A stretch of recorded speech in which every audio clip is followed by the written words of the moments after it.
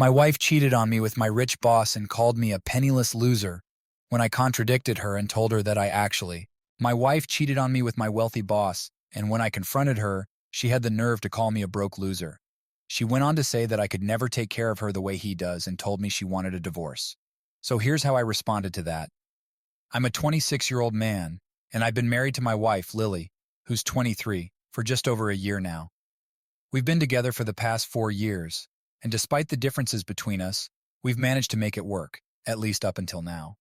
Lily and I come from completely different backgrounds, and she's led a life that couldn't be more different from mine. We first crossed paths at a mutual friend's birthday party back in college. For me, it was love at first sight. She was the most stunning woman I'd ever laid eyes on. When I finally got the chance to talk to her, I realized she was just as charming as she was beautiful.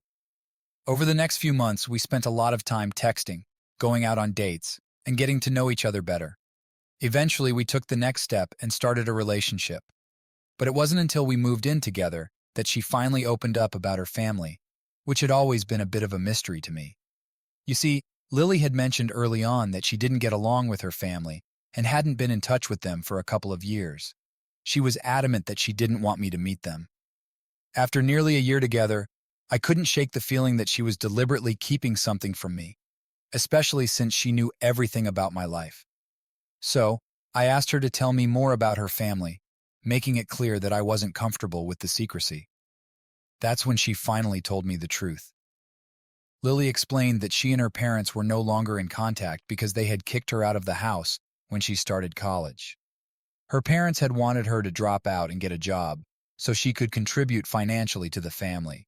But Lily was determined to get a degree. This led to a massive argument, and when her parents told her to leave, she chose to walk out. With a lot of help from a few relatives and some friends, she managed to scrape together enough money to pay for her tuition and put herself through college. Apparently, her parents had always been like that, stingy and unwilling to work hard enough to support themselves. They were constantly relying on relatives to bail them out financially, which led most of their family members to dislike them. Her parents had been ostracized for always trying to manipulate people into giving them money, promising to pay it back but never actually doing so.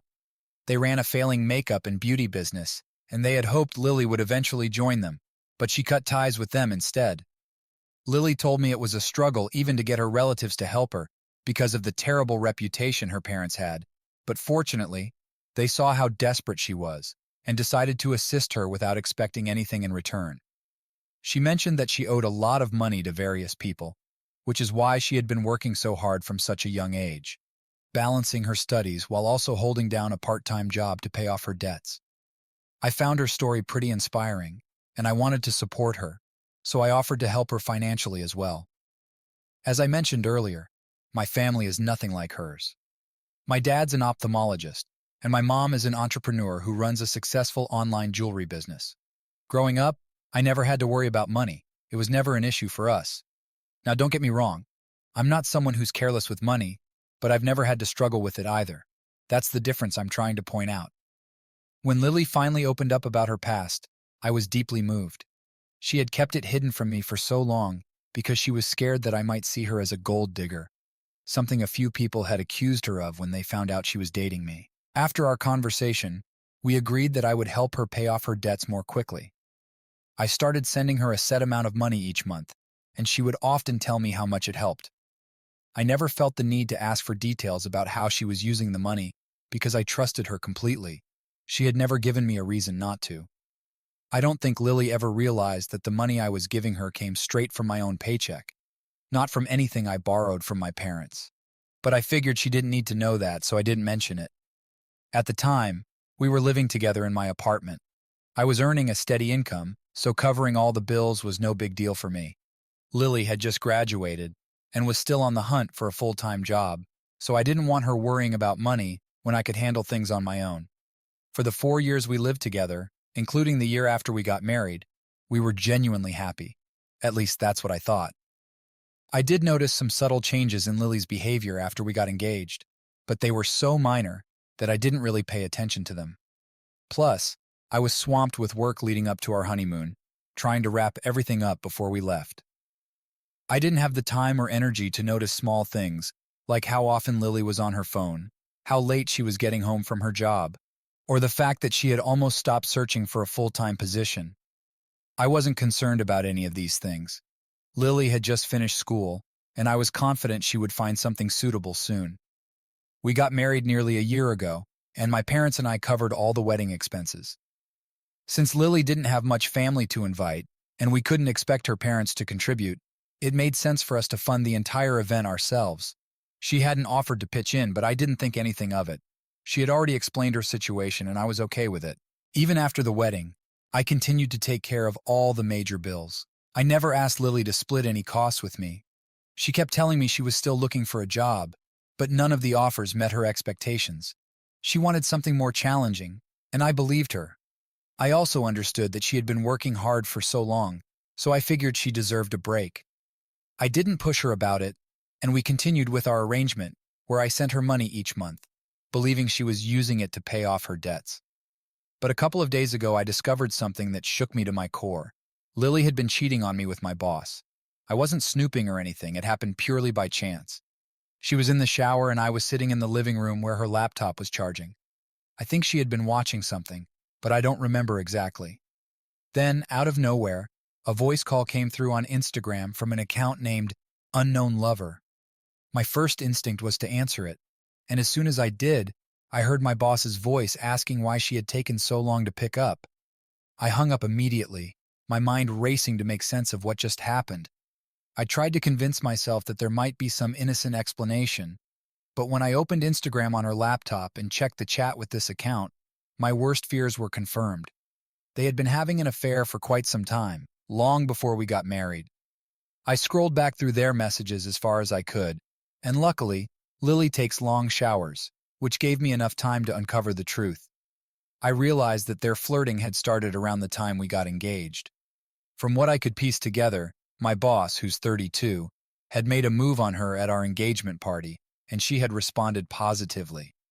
After that, he created a burner account to keep things under wraps. It became clear to me that their affair had begun with flirting and escalated from there.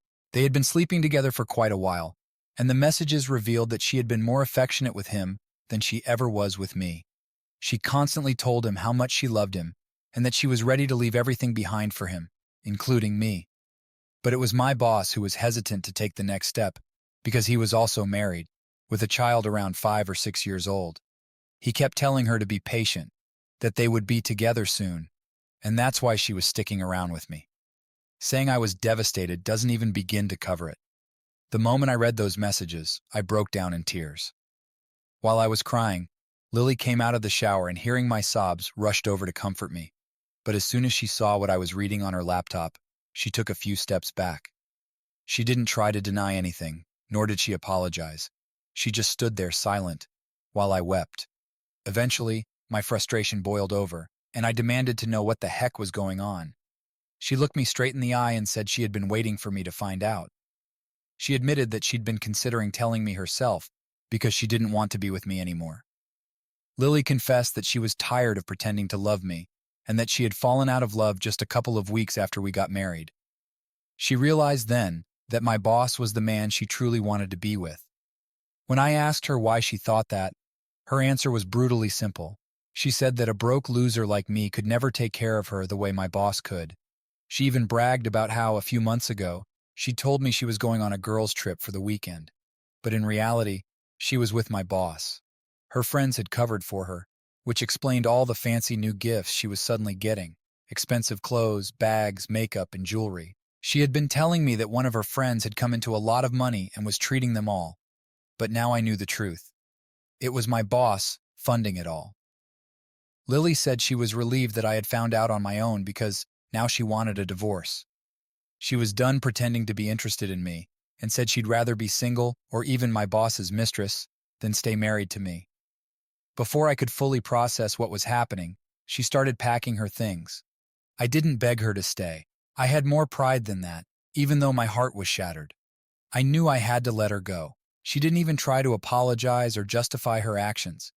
In fact, she seemed almost happy to be leaving. As she was about to grab her laptop and walk out the door, I told her that anything I had bought with my money was staying with me.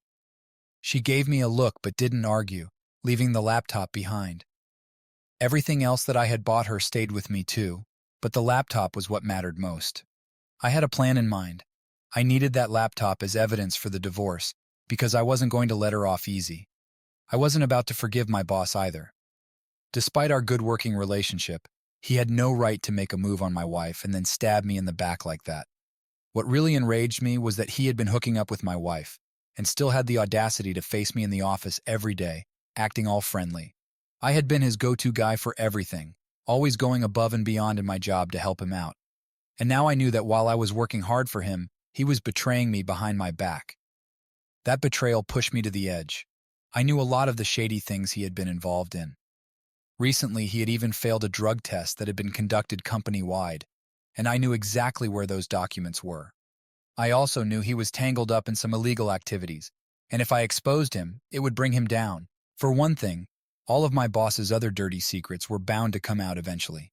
He was in cahoots with the team that had conducted the drug tests, and he had them print out a fake result, one that wouldn't expose him. My boss had bribed the head of the medical team, offering him half the money up front before the test. But after getting the clean results he wanted, he decided to back out of the deal and refused to pay the remaining amount. This led to a bit of a standoff between the two. My boss confided in me about this mess, telling me he trusted me and wanted me to handle the situation with the head of the medical team. The head of the team, however, wasn't going to let it slide. To show he was serious about getting the rest of the money, he sent us the real results of the test, threatening to expose my boss if he didn't pay up. My boss received the actual test results just a couple of days before I discovered the affair with Lily, and I distinctly remember where he had stashed those papers in his office. So the day I found out about their affair, I decided I was going to expose him. The next morning, I got up extra early and made my way to the office. Since my boss often had me run errands and come in early, I had a spare set of keys for everything, including his office. Getting inside was no trouble at all. Once I was in, I retrieved the real test results from his desk drawers and headed straight to the police station. There, I laid out the entire situation to the cops and left them to handle it. After that, I washed my hands of the whole thing. Whatever happened to my boss was no longer my concern. As expected, he got arrested. The drugs that had been found in his bloodstream were definitely illegal, and now both he and the medical team that falsified the test results are under investigation. Essentially, everyone involved is in serious trouble, and it's all because of me. I'm not even trying to hide it. I told the cops handling the case that I'm available if they need any further information. I've also quit my job because I don't want to be entangled in anything else related to that place. Right now, my boss is under investigation, and I don't know if he'll be charged, but I'm satisfied knowing that I got him into hot water. He's been suspended for the time being, but if the claims I made turn out to be true, he's going to be fired, and then he'll be headed to jail. The only person upset about all this is, predictably, Lily. Ever since the news broke about my boss, she's been calling me nonstop, accusing me of ruining her and her boyfriend's lives. She keeps telling me that what I did was wrong, that I went too far just because I was angry about the affair. She's been saying that my actions were extreme and unfair, driven not by a sense of justice, but by revenge, and that's never okay in her eyes. So am I the jerk for reporting my boss to the police for drug use after discovering he was sleeping with my wife? Update 1. It's been a week since I first posted here, and I've officially filed for divorce. I made sure to do it before Lily could. Speaking of her, I've blocked her on everything. I realized just how manipulative she was, and stopped second-guessing myself. I did the right thing, and there's no doubt about it. It doesn't matter what my intentions were. I reported someone who was breaking the law. My boss isn't even a decent person, so I don't feel any guilt about it. I don't feel the slightest bit guilty about what I've done. If my boss had been a genuinely good person struggling with a drug problem, I might have reconsidered before putting him through all of this. But that's not the case, and we all know it. What disgusts me most is that I let Lily live with me and did so much for her for so long. More than anything else, I feel like a complete fool for loving her the way I did. A lot of you have asked if there were any signs, and I'm sorry to say there really weren't. I honestly don't think anyone else in my shoes would have been able to guess the reality of the situation either. Lily acted perfectly normal with me, even after the affair had fully taken off. I don't think I would have ever known she was cheating if I hadn't stumbled upon it the way I did. There were no obvious signs, and even if there had been, I would never have believed she was capable of betraying me after everything I did for her. I did it all out of love.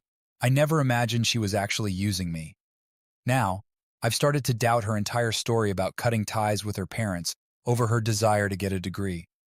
I don't think that was ever true, and I'm beginning to suspect she wasn't even using my money to pay off any debts. Like a fool, I never bothered to ask for details because I trusted her blindly, and now I realize that was a huge mistake. Looking back, I can see how naive I was in certain things. I trusted her more than she ever deserved, but that's all in the past. With the divorce underway, I'm determined to get my own back. Update 2. 3 days ago, Lily was served with the divorce papers, and today, we received her response. She's not contesting the divorce itself, but she's not happy with the terms and wants to negotiate. That's fine by me. She can bring it on. Her demands are pretty bold, considering what she's done to me. She wants to keep the house, a massive settlement, and alimony on top of that. It's shocking that someone who's a known cheater would even dare to come up with such an elaborate petition to keep everything for themselves.